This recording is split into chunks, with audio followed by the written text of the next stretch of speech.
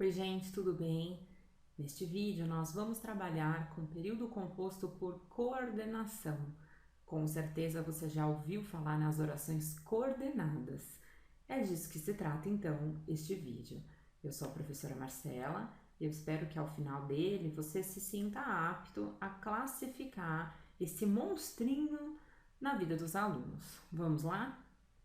No vídeo anterior, de período composto, eu explico a diferença entre período composto por coordenação e período composto por subordinação.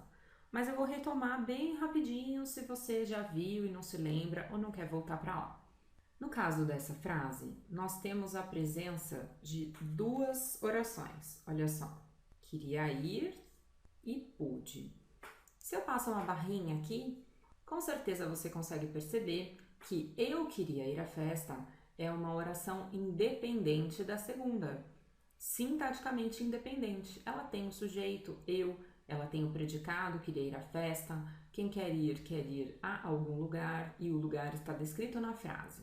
Portanto, ela não precisa da oração seguinte, ela é autossuficiente no sentido sintático. É isso que é um período composto por coordenação. A de baixo vai funcionar da mesma maneira. Eu queria ir à festa. Tudo bem, essa oração já está completa. Vou apenas sinalizar aqui para você as orações. Tudo bem? Tudo bem, até aqui é bem fácil, né? É muito fácil o que eu vou te dizer.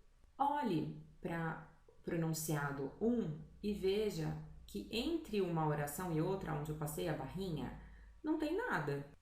E nessa, a gente vai ter a presença de uma conjunção. Se você não se lembra o que é conjunção, tem um vídeo explicando.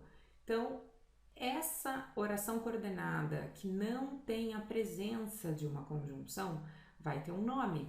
E aqui tem também. Então, vou sinalizar aqui para você aqui do lado que se trata de um período composto por coordenação, como nós já falamos. Nada de novo até aqui. Período composto por coordenação. Vamos retomar, é aquele que não tem vínculo entre as orações. Nesta primeira oração, eu não tenho a presença de uma conjunção. Nesta segunda oração, eu também não tenho a presença de uma conjunção. Isso vai me dar um nome. Toda vez que uma oração coordenada não tiver a presença de conjunção, ela vai se chamar oração coordenada assindética. Lembra que o a é aquele prefixo que indica a negação, a ausência, né? Então, assindética, que não tem sinde, que não tem conjunção. As duas, professora? Sim, as duas, porque são duas orações independentes e eu vou classificar as duas. Veja aqui no caso de baixo, eu não tenho uma conjunção na primeira, então eu tenho aqui uma oração coordenada assindética, igual nós classificamos na oração anterior, mas a oração seguinte dessa frase tem uma conjunção. E a conjunção, presença dela, vai fazer o nome se alterar. Oração coordenada sindética. Eu vou tirar o a que representa a negação. Sindética.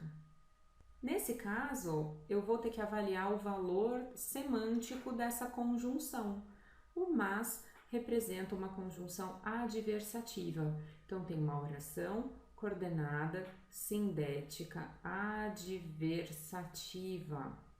E vai ser fácil assim, eu vou ter que avaliar apenas o valor da conjunção para classificar. Quer ver? Aqui eu tenho as possibilidades de conjunção. Ó, aqui eu tenho mas, que você já viu que vai fazer uma oração coordenada sindética adversativa. O mas tem vários sinônimos, como por exemplo, porém, contudo, no entanto, entretanto. e várias outras possibilidades. Todavia, toda vez que eu tiver uma oração coordenada sindética e eu tiver uma dessas conjunções, vai se tratar de uma oração coordenada sindética adversativa. Olha, o próximo caso, eu tenho um portanto. O portanto é bem famoso para a gente usar lá nas conclusões das dissertações. Isso porque ele é uma conjunção conclusiva, assim como logo, por exemplo, como enfim. Então, essas conjunções vão fazer uma oração coordenada sindética conclusiva. No próximo caso, eu tenho a presença do pois. O que o pois faz? Uma explicação. Então, se trata de uma conjunção explicativa. E ele vai fazer oração coordenada sindética explicativa. Assim como já que, uma vez que e várias outras possibilidades. Apareceu então uma dessas conjunções? Significa que você tem oração coordenada sindética explicativa. E pode perceber que nas orações iniciais, né, se a gente for passar a barrinha, como eu fiz nas anteriores, a gente tem sempre oração coordenada assindética. Vai ser sempre assim? Não. Pode ser que eu tenha uma conjunção nas duas. E aí, pelo valor da conjunção, eu vou classificar cada uma delas. Fazendo a mesma coisa, passando a barrinha, vou olhar aqui para o ou. O que o ou faz? Uma alternativa. Então, eu tenho aqui a presença de uma conjunção alternativa. Toda vez que o ou aparecer, assim como o ora, por exemplo, eu vou ter uma oração coordenada sindética alternativa. Com o ou, é um exemplo fácil que eu posso mostrar as duas orações tendo conjunção. Ou eu iria à festa, ou ao jantar. E aí eu vou classificar as duas. As duas seriam coordenadas sindéticas alternativas. Passando a barrinha, vamos olhar aqui para o e. E o e dá a ideia de adição. É uma conjunção aditiva, portanto.